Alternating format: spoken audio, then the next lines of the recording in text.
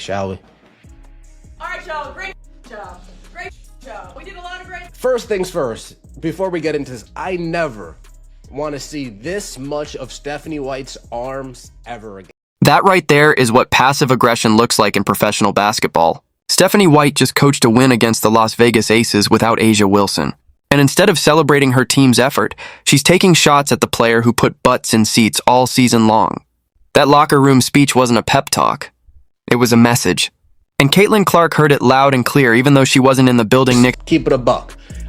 Stephanie, put the blazer on, put a t-shirt on, put a long sleeve shirt. You don't see me walking around in guinea tees in front of the camera, do you? Let's hear what she's got to say. All right, y'all. Great job. Great job. We did a lot of great things. I'm sure this has to be. Boys 7 turnovers. Season low. You hear that, Caitlin? Take care of the ball. You give yourself a chance. The subtext is screaming. White standing there with her notes in hand, making sure she hits every talking point that undermines her franchise player. This isn't coaching. This is politics, and the timing tells you everything you need to know about what's really happening inside that organization. The Indiana Fever beat a depleted Aces team that was missing their best player, and somehow this became an opportunity to prove they're better without their actual best player. Think about that logic for a second. The Aces sat A'ja Wilson likely to protect her for the playoffs, and Becky Hammon basically handed Stephanie White a gift-wrapped narrative, and White took it and ran straight to the podium to throw shade at the rookie who saved her franchise from irrelevance. I'm sorry, folks. That's my bad. The Indiana Fever played yesterday as well. The Indiana Fever went up against the A'ja Wilson-less Las Vegas Aces. So you have the Indiana Fever without Caitlin Clark. You have the Las Vegas Aces without A'ja Wilson. I see some people cheering and doing backflips because the Indiana Fever beat the Las Vegas Aces without A'ja Wilson. Now, watch how this whole thing got framed from the beginning. He opens talking about England going into Aztec, building drama about hostile environments and pulling off victories on the road. Then he pivots to Norway and then, almost as an afterthought, oh yeah, the Fever played too. That's the setup. That's how you position a win to make it seem more significant than it actually was. The Indiana Fever went into Vegas and beat an Aces team without A'ja Wilson. That's the headline. But the way it's being sold, you'd think they just won the championship. Nobody's doing backflips when you beat the Chiefs without Patrick Mahomes. Nobody's celebrating a win over the Bulls when Michael Jordan sat out. But here we are, watching grown adults act like this victory proves something definitive about roster construction and offensive philosophy. At her star player, throwing shade at her star player. That's the news coming out of the game. That is the story coming out of the game. Stephanie White's slow, methodical, tiresome, knockdown, drag out, boring brand of basketball. They beat the Los Angeles Sparks, no Kelsey Plum, no Cameron Brink. They beat the Las Vegas Aces, no A'ja Wilson. A game that Becky Hammon did Stephanie White a solid and said, Kennedy Carter, keep your ass on the bench. You're not really going to... Stephanie White system. Let's talk about what that actually means. It's slow. It's methodical. It's tiresome. Those aren't insults. Those are descriptions from people who watch every game. This is grinded out basketball that prioritizes control over explosiveness, that values limiting possessions over creating advantages. And you know what? That system works better when you don't have a generational playmaker who can break defenses in transition. That's not a compliment to the system. That's an indictment. When your offensive philosophy functions more smoothly without the most talented offensive player in your franchise's history, maybe the problem isn't the player. Maybe the problem is that you built a system that can't maximize elite talent. Caitlin Clark averaged over 5 assists per game as a rookie, while also leading the team in scoring. But music, sure, 7 turnovers in a game against a depleted opponent without your star player is the real accomplishment we should be celebrating. The Fever beat the Sparks without Kelsey Plum and Cameron Brink. They beat the Aces without A'ja Wilson. Those are the signature wins being held up as evidence that this team has figured something out. What they figured out is how to beat undermanned opponents while their franchise player recovers from an injury. That's not a playoff formula. That's a convenient narrative that falls apart the second they face a healthy contender. At the end of the game, I smell something fishy here. Uh-oh. Got Stephanie White. Come here, Becky. Give me a hug. Come here. Give me a hug. Give me a hug. This is it. This is what happened right here. This is what happened right here. Come here, Becky. Give me a hug. Give me a hug. And then there's this moment. Becky Hammon and Stephanie White all smiles after the game. Look at that interaction. That's not the body language of two competitors who just battled. That's the body language of two people who just executed a plan. Cover your mouth. Share a laugh. Move along. What exactly is so funny after you just lost a game? What's worth hiding from the camera? The conspiracy theories write themselves here, but let's stick to what we can actually observe. The Aces set their best play. Kennedy Carter barely played despite being healthy. The game was close enough to look competitive, but never really felt like Vegas was trying to win in the fourth quarter. And both coaches walk away looking like they got exactly what they wanted. Hammond protects Wilson for the playoffs and maintains the MVP narrative. White gets her proof of concept game to show the front office that her system works without the ball-dominant rookie. Not to mention covering her face when she's talking. Yeah. Why is White dressed like Michael Jackson? Well, you know what? Like Michael Jackson, she needs to beat it. Just beat it. Yeah, she needs to get out of here. Fixed, rigged, and corrupt.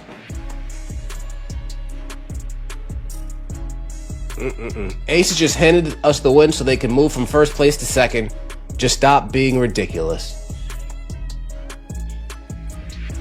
We all do. Never good when they go for a mouth cover at the end of the game. And now during the game, they threw this. Then the broadcast throws up the graphic. With Caitlin Clark, the Fever are 17-13. Without Caitlin Clark, they're 18-15. The plus-minus with her is +3. Without her, it's 0. And suddenly, you've got talking heads on television debating whether Indiana is actually better without their franchise player. Let's break down why these numbers are meaningless. Sample size for starters. The games without Clark include preseason, early season matchups against bottom feeders, and now a couple of games against injured opponents. The games with Clark include the entire brutal stretch where she was learning professional basketball while getting targeted by veterans who resented her popularity. Context matters, but context doesn't generate clicks, so we get surface-level stat comparisons presented as definitive evidence. The defense is better without her, they say. The ball movement is smoother, they say. The assists are distributed more evenly, they say. All of that might be technically true in a tiny sample size, and all of it ignores the fundamental question.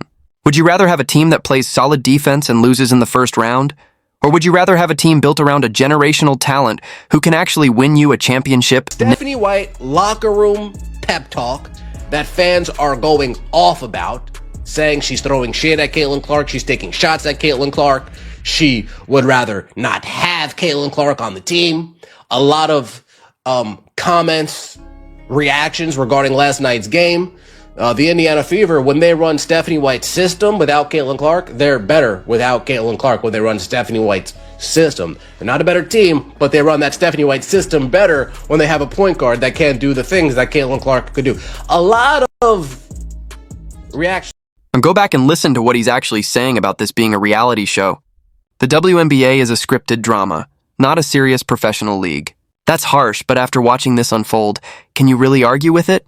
You've got coaches throwing shade at their own stars. You've got opponents seemingly cooperating to craft narratives. You've got broadcasters pushing storylines that contradict basic basketball logic. At what point does this stop being competitive sports and start being sports entertainment? The problem is that treating it like entertainment undermines the legitimacy that women's basketball has fought decades to establish. These players are elite athletes.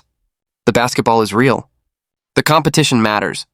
But when the storylines start feeling manufactured, when the coaching decisions seem designed to prove points rather than win games, when the media coverage focuses more on drama than performance, you create an environment where nobody takes the product seriously. And that's exactly what's happening with the Fever right now. Instead of celebrating that they have a rookie who broke viewership records and sold out arenas across the league, instead of building an offense that maximizes her unique skills, instead of protecting their investment in the future of the franchise, they're running an experiment to see if they can win without her.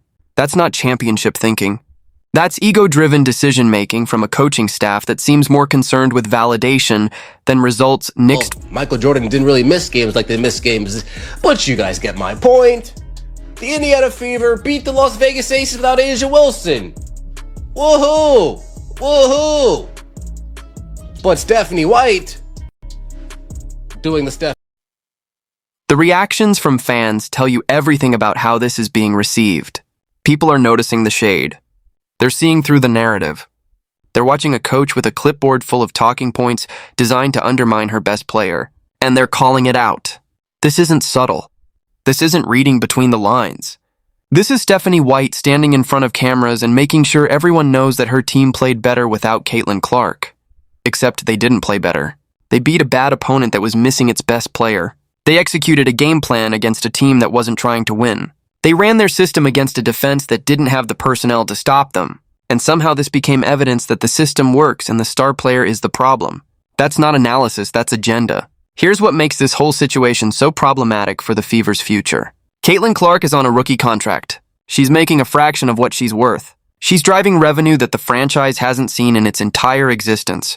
And she's doing all of this while dealing with a coaching staff that seems determined to prove they don't need her. What happens when her contract is up? What happens when she has the leverage to demand a trade or sign elsewhere? The WNBA doesn't have the same restrictions as the NBA when it comes to player movement. The money is different, the market dynamics are different. If Clark decides she wants to play for a coach who actually appreciates her talent, she's going to have options. And the Fever are going to be left explaining to their fan base why they let a generational player walk because they were too stubborn to adapt their system to her strengths. Think about the position this puts Clark in right now. She's watching her team win without her. And instead of that being a positive sign of depth, it's being weaponized against her. She's hearing her coach praise the low turnover numbers, knowing that she's the implied target of that criticism. She's seeing the graphics comparing the team's performance with and without her, understanding exactly what narrative is being constructed.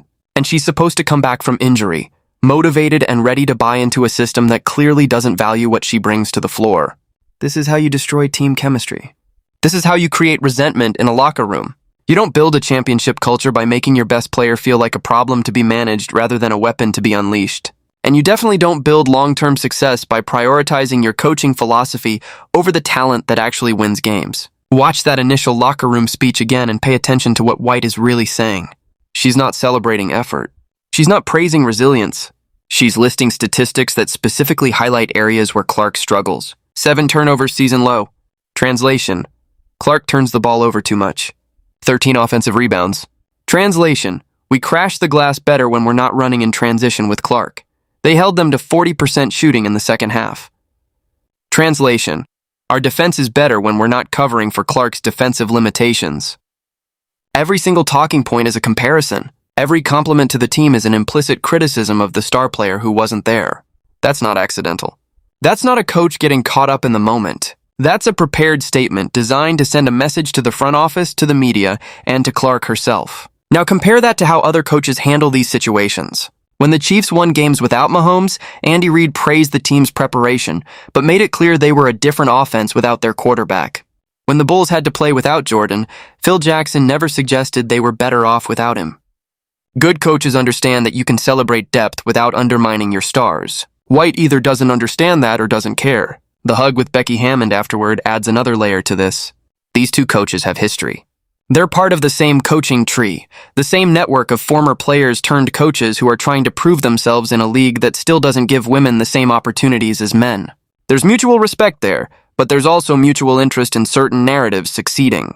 Hammond needs the MVP narrative for Wilson to stay strong, even when Wilson sits out games. White needs the "we're better without Clark" narrative to justify her coaching decisions and her system. So what happens when those interests align? You get a game that feels off. You get a result that serves both coaches' purposes. You get post-game interactions that look more like celebration than competition. And you get fans who are paying attention asking uncomfortable questions about whether they just watched basketball or theater. The reality is probably somewhere in the middle. Did the Aces throw the game? Probably not explicitly. Did they have extra motivation to win without their best player? Also probably not. Did both teams approach this game with agendas beyond just winning and losing? Absolutely. And that's what makes this feel less like sports and more like storyline management. The broader implication here is about how the WNBA markets itself and manages its stars. The league has spent decades fighting for legitimacy, for media coverage, for financial stability. Then Caitlin Clark shows up and brings all of that in one package. Record viewership.